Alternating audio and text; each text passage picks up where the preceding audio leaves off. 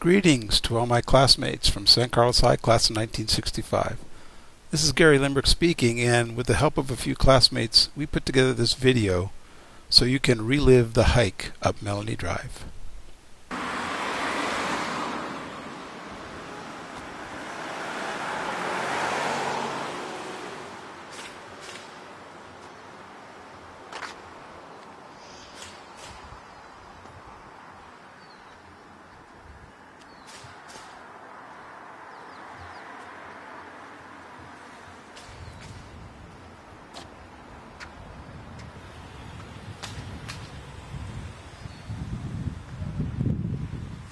This is Anita Cecil Log. Anita Cecil, as I was known in high school. I loved that hill. I liked walking down it more than I liked walking up it. And I used to refer to it as my holy moly hill, because holy moly, that hill was steep.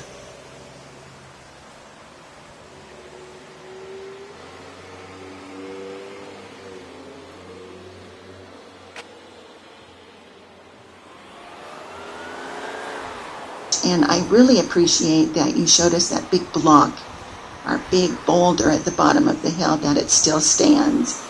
No graffiti, just standing alone, and something that I don't think anyone's going to be moving anytime in the near future.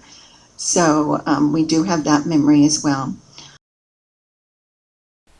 Yes, Anita, it's true. I just verified that that boulder is still there at the corner of Alameda and Melendy. No one has stolen it yet, though it would look good in my backyard. I wonder if that would fit in my pickup truck.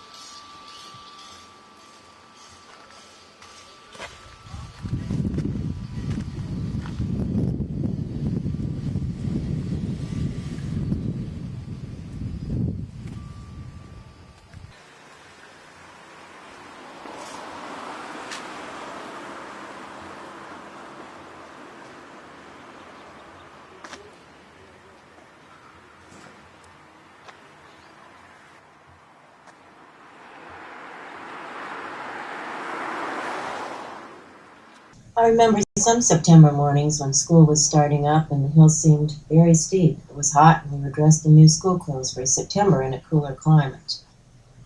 We'd missed the bus. We usually caught on the corner of Edge Hill and Alameda, or we just decided to walk. Or we were trying to avoid a smart aleck who called me bird's nest and fussed out. Thinking about what might happen at school that day or who we might talk to. Was the skirt too short, too tight, too itchy? It was always warm in September. Whether or not our friend Christine Doika, who lived off Melendy, was on her way to Notre Dame yet. I remember that Melendy and the houses in our school were new then, unlike the houses where I first grew up, down on the tree streets, Laurel, Walnut, Chestnut, and finally Oakview. Sometimes Melendy seemed foggy and wrapped in a mysterious color of gray, and that was strange. But after a while, that walk, which was so long and so long ago now, I began to feel at home and comfortable in school. After the first year, my parents divorced, and for a bit my mom and my sister and I lived higher up on Melendy in an apartment. And that's where I saw the first snow I remember in San Carlos. And also, I could wait till the bell rang to race down the hill to school.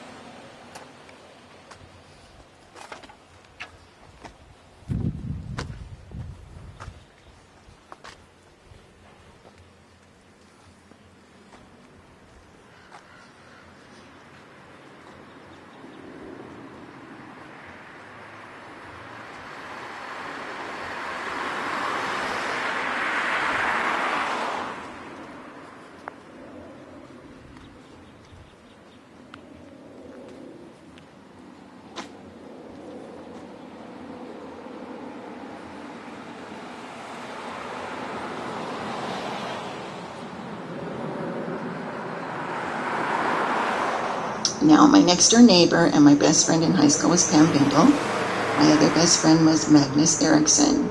Pam and I were transfers from Carmont, and we lived right on the borderline, so we didn't have the advantage of a bus pickup.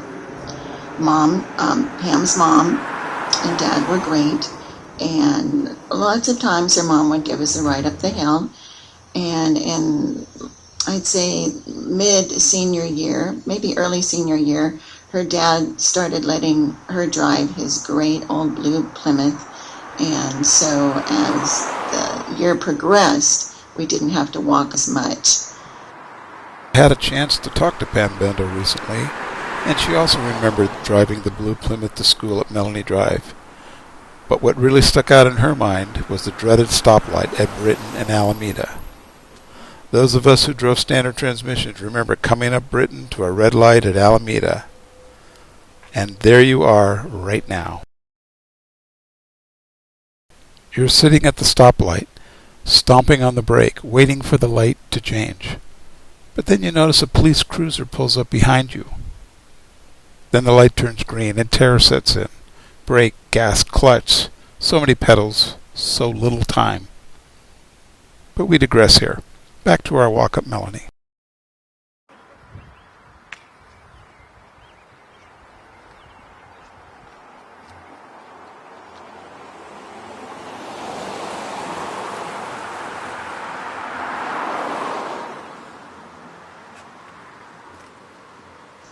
I have some good memories, I have some bad memories.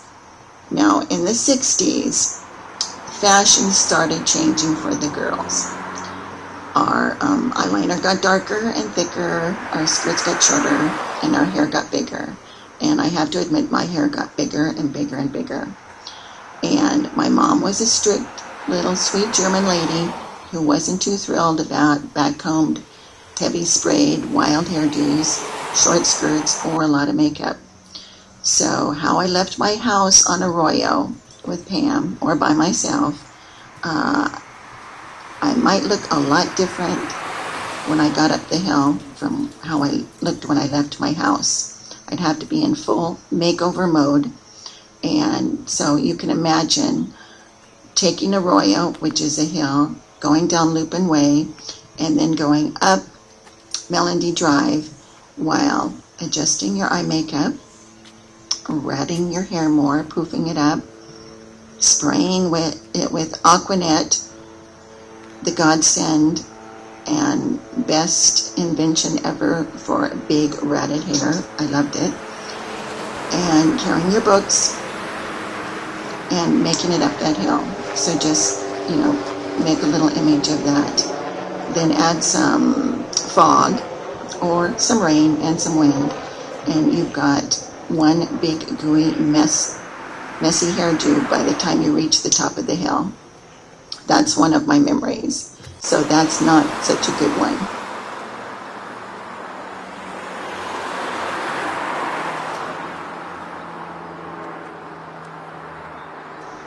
Now, walking down that hill was great.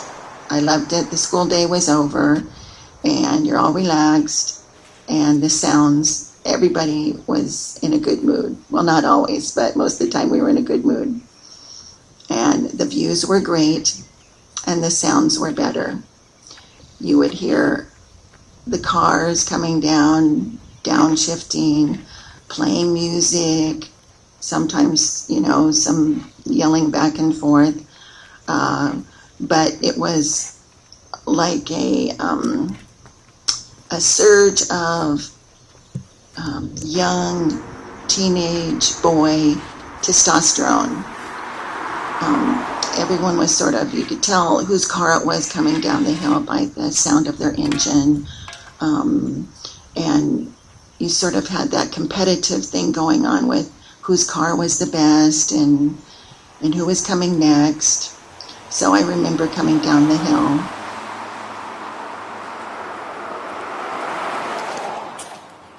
Hi, this is Dave Cranfield. One of my memories of attending San Carlos High School was trudging up Melendy every single morning, mostly in my freshman and sophomore years. And I was also thankful that I didn't have first period PE because I'd probably be too tired to have participated.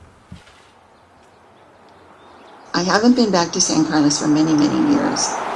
And the fact that you took this walk, you and your wife, and brought me back up to the top of the hill gave me my first experience with seeing a schoolless site. I know schoolless isn't a word, but it's the only descriptive word that I could make up to describe how I felt when I got to the top of the hill through your video. I was schoolless. My school, my beautiful San Carlos High School, was gone. Though my mom lived in San Carlos for many years, and my husband and I lived many different places, whenever I'd return, I just wasn't brave enough to take that climb and see what it looked like without San Carlos High. So now, even now, I'm getting sort of choked up over it. That was my very first sight of those houses, and thank goodness the park. I hope that some of that grass dates back to our football years. I'm sure it does. And that little bit of parking lot that's left. Anita mentioned the little parking lot, and if you look up ahead to the stop sign, right behind the stop sign are now tennis courts, and that's where the student parking used to be. And there is a little parking lot that goes with those tennis courts now. But as you scan to the right, here is where our school used to be, right in this location.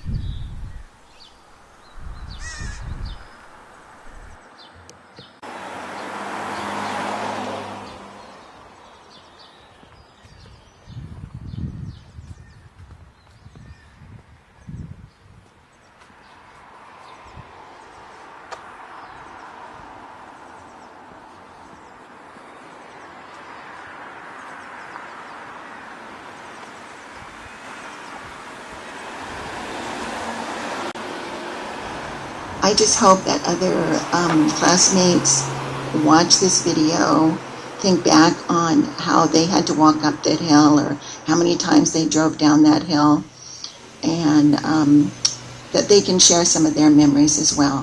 Thank you for keeping our memories alive for our class of 1965. Bye now. God bless.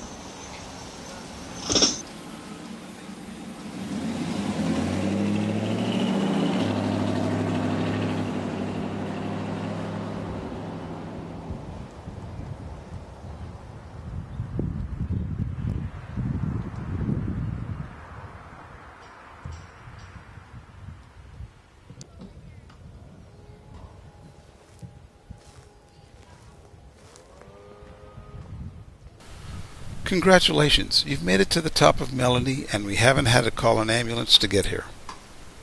Now that you're here, you may wonder, besides tennis courts and houses, what else is up there at the top these days?